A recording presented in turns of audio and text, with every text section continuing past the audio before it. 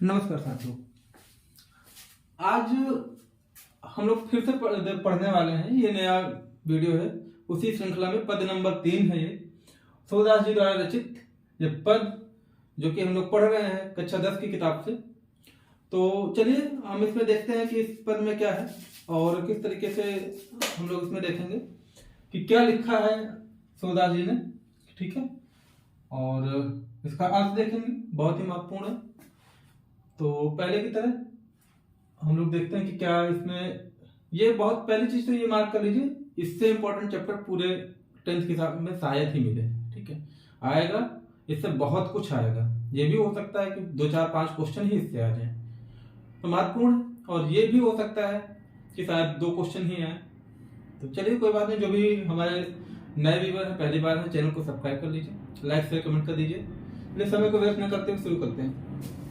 हमारे हरि हारिल की लकड़ी, मन क्रम वचन नंद। लकड़ी नहीं, यहाँ पे लकड़ी है। ठीक है, लकड़ी है, ध्यान दीजिएगा, लकड़ी।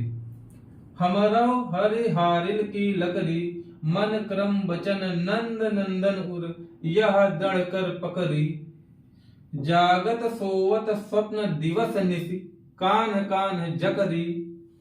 सुनत जोग लागत है ऐसो, ज्यों करुई ककरी। सूतो व्याधि हमको लय आए, देखी सुनी न करी। यह तो सूरत नहीं लय सौंपो, जिनके मन चकरी। तो फिर से पढ़ते हैं। हमरो हर हारिल की लकड़ी, मन क्रम वचन नंद नंदन उर, यह दृढ़ कर पकड़ी।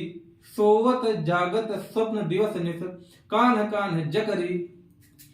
सुनत जोग लागत है ऐस्यो, ज्यों करुई ककरी। सूतो व्याधि हमें लय आयु, देखी सुनी न करी।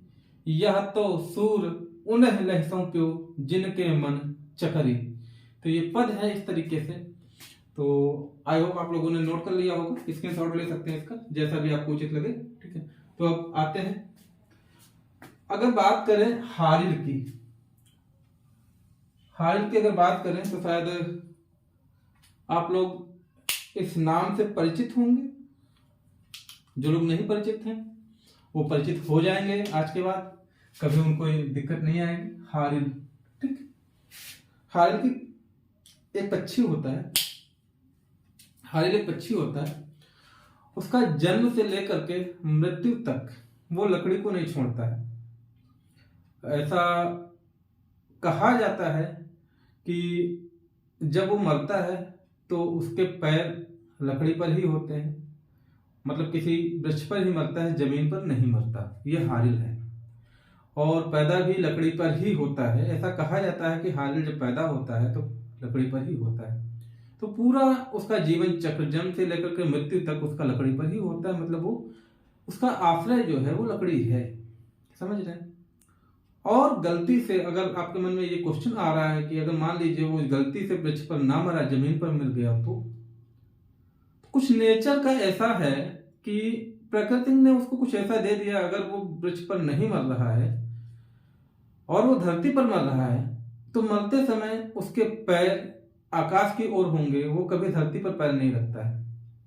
तो जिस तरीके से हारिल पक्षी लकड़ी को अपना सब कुछ मानता है, जन्म से लेकर के मृत्यु तक हर वक्त वो लकड़ी होता है। अब आपके मन में ये भी प्रश्न उठ रहा होगा कि अगर वो इस तरीके से है तो जब वो उड़ता होगा तब उसके पास लकड़ी कैसे होती होगी। तो आपको बता दें ये बात कि जब हारिल पक्षी उड़ता है तो अपने पैर में लकड़ी दबा करके ही उड़ता है। अगर आप लोग इस बात से सहमत नहीं है तो अपने बड़े बुजुर्गों से पूछिएगा कि क्या ये बात मैंने जो कही ये सही है। हारिल के बारे में और भी कहानियां हैं, हालांकि हम लोग कहानी नहीं पढ़ रहे हैं, पद पढ़ रहे हैं, तो पद पे ध्यान देंगे। है हमरो हरि हारिल की लकड़ी, मन क्रम बदन नंद नंदन उर, ज्यों दृढ़ कर पकड़ी। फिर बात वही है, उद्धव आए हैं, फिर गोपियों को समझा रहे हैं, कहते हैं कि हे गोपियां मान जाओ, श्री कृष्ण जी नहीं आने वाले। अब वो द्वारिका में राजपाट का काज संभाल रहे हैं, और इस तरीके से आप उनके प्रेम में वियोग कर रही हैं और वियोग कर करके अपने प्राण त्यागने के लिए तैयार हैं, ये उचित नहीं है। भगवान श्री कृष्ण ने संदेशा भेजा है मेरे हाथों। उन्होंने कहा है कि जाओ गोपियों को समझा दो जा करके कि अब वो किसी परम ब्रह्म की उपासना कर लें, और हमारी उपासना करने से उन्हें क्या लाभ। तो उद्धव जी संदेशा लेकर के आए हैं, और यहाँ गोपियां उनसे कह रही हैं, उद्धव को कहती हैं कि हमारो हरि हारिल की लकड़ी, ये जो हमारे श्री कृष्ण जी हैं ये हमारे भगवान हैं, और उस तरीके से भगवान है जिस तरीके से हारिल लकड़ी के लिए, लकड़ी जो है हारिल की भगवान होती है, उस तरीके से हमारे हरि हैं, भगवान श्री कृष्ण हैं हमारे लिए हारिल की लकड़ी। जिस तरीके से लकड़ी को नहीं छोड़ता है हारिल, हम भगवान कृष्ण को कैसे छोड़ दें। मन कर्म वचन नंद नंदन उर यह दृढ़ कर्म करी। मन कर्म, मन से, काम से, वचन से, नंद नंदन उर हृदय से, और हर तरीके से इसको हमने दृढ़ कर मजबूती से पकड़ लिया। श्री कृष्ण जी के नाम को और उनके प्रेम को हमने मन वचन क्रम से, अंग अंग से और अपने हृदय से हमने उनके प्रेम को बहुत ही मजबूती से, दृढ़ता से पकड़े हुए हैं। जागत सोवत स्वप्न दिवस निस कान्ह कान्ह जकरी, हमारे पास तो सिर्फ एक ही भगवान है, हमारा कान्हा है, हम और किसी भगवान को नहीं जानते। उद्धव, आप जो संदेशा लेकर के आए जाइए, हमें किसी परम ब्रह्म की जरूरत ही नहीं, और उनका हमें उपासना करने की जरूरत नहीं। आप देख रहे हैं कि अगर हम जाग रहे हैं, सो रहे हैं, अगर सपना भी देख रहे हैं दिन में और या रात में, तो सिर्फ कान्हा कान्हा ही चिल्ला रहे हैं। जकड़ना मतलब होता है चिल्लाना, आवाज देना, सिर्फ हम कान्हा कान्हा चिल्ला रहे हैं। तो जब 24 घंटे में हमारे पास कान्हा के अलावा कुछ है नहीं, एक भी सांस किसी दूसरे को सोचने के लिए नहीं है, तो हम कौन से परम ब्रह्म की उपासना कर ले जाके। आपने तो संदेशा ले आए, जाइए श्री कृष्ण जी से बता दीजिएगा कि हमारी ये स्थिति है कि सोवत जागत स्वप्न दिवस निस कान कान जखरी, उनके अलावा हमारे हृदय में किसी परम ब्रह्म के लिए स्थान ही नहीं है। सुनत जोग लागत है ऐसे ज्यों करुई ककरी, वो उद्धव सुना रहे हैं कि ये योग कर लो, मतलब कि श्री कृष्ण के से ध्यान हटाकर परम ब्रह्म की उपासना कर लो। तो आप ये योग जो सुना रहे हैं जी, इस तरीके से लगता है जिस तरीके से किसी इंसान को कड़वी ककड़ी खाने के लिए दे दी हुई, वही लग रहा है आपकी जो बोल हैं, आप जो उपदेश दे रहे हैं, इस तरीके से लग रहा है जैसे हम कड़वी ककड़ी खा रहे हैं। तो आप देखिए कि सोवत सुनत जोग लागत है ऐसा, जो मतलब योग जो लेकर के आए, जो उनका संदेशा लेकर के आए, कह रहे सुन सोवत सुनत जोग लागत है ऐसे ज्यों कड़वी ककड़ी, जिस तरीके से कड़वी ककड़ी आदमी को खिला दी जाए तो ऐसी लगती है, उस तरीके से ये लगती है। हमें नहीं किसी उसमें पढ़ना है। सूतो व्याधि हमको, व्याधि मतलब होता है शिकार करना, ठीक है। सुतो व्याधि हमको ले आयो देखी सुनी न करी। आप ये जो संदेशा लेकर के आए हैं उद्धव, ये संदेशा ऐसा है कि सुनने के बाद हम लोगों की व्याधि हो जाएगी, हम लोगों का शिकार हो जाएगा, मतलब हम लोग मृत्यु को जो है प्राप्त हो जाएंगे। और ऐसा संदेशा आज तक ना हमने देखा है ना सुना है, और आप कह रहे कर लो किसी दूसरे भगवान की उपासना, हमसे तो ना होगा।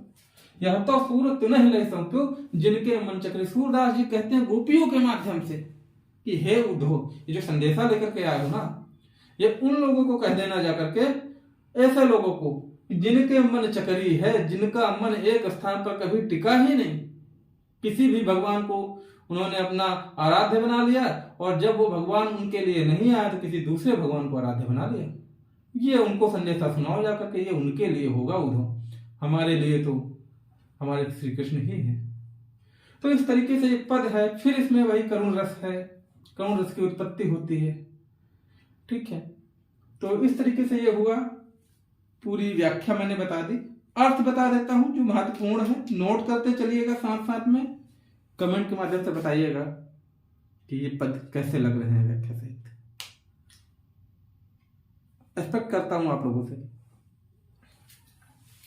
हमारा मतलब होता है हमारे, ठीक है, हमारे। हरे मतलब होता है भगवान। हारिल पक्षी है जो कि पूरी तरीके से लकड़ी पर डिपेंड है। लकड़ी मतलब लकड़ी, ठीक है, लकड़ी। मन मतलब मन होता है। कर्म मतलब होता है काम। वचन मतलब होता है वचन से। नंद नंदन उर मतलब होता है मन तन धन से, या आप ऐसे कह सकते हैं तन मन धन से, ठीक है। हृदय से, यहाँ पे लिख दीजिए हृदय से, तन मन धन से। ठीक है, तन मन धन। यह मतलब इसको, दृढ़ मतलब मजबूती, मजबूती से, पकड़ी मतलब पकड़ना। ठीक। जागृत मतलब होता है जागना, सोवर मतलब सोना, स्वप्न मतलब सपना देखना, सपना देखना। दिवस मतलब होता है दिन, दिन, ये दिवस का लीजिएगा। निस मतलब होता है शाम, कान्हा मतलब होता है कान्हा, आप लिख श्री कृष्ण, श्री कृष्ण। चकरी मतलब होता है आवाज लगाना, आवाज लगाना। ठीक है।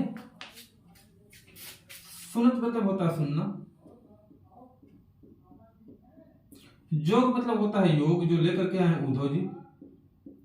लागन मतलब होता है लगना, प्रतीत होना, लगना आप लिख प्रतीत होना, प्रतीत होना। ऐसा मतलब होता है ऐसा। जो मतलब होता है जिस तरीके से, जिस तरह। कड़वी मतलब होता है कड़वा, कड़वी। कड़वी मतलब होता है ककड़ी, मतलब होता है ककड़ी। ठीक। व्याध मतलब होता है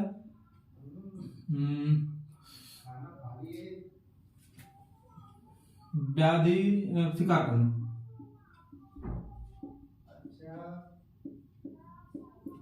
हमको मतलब होता है मुझको।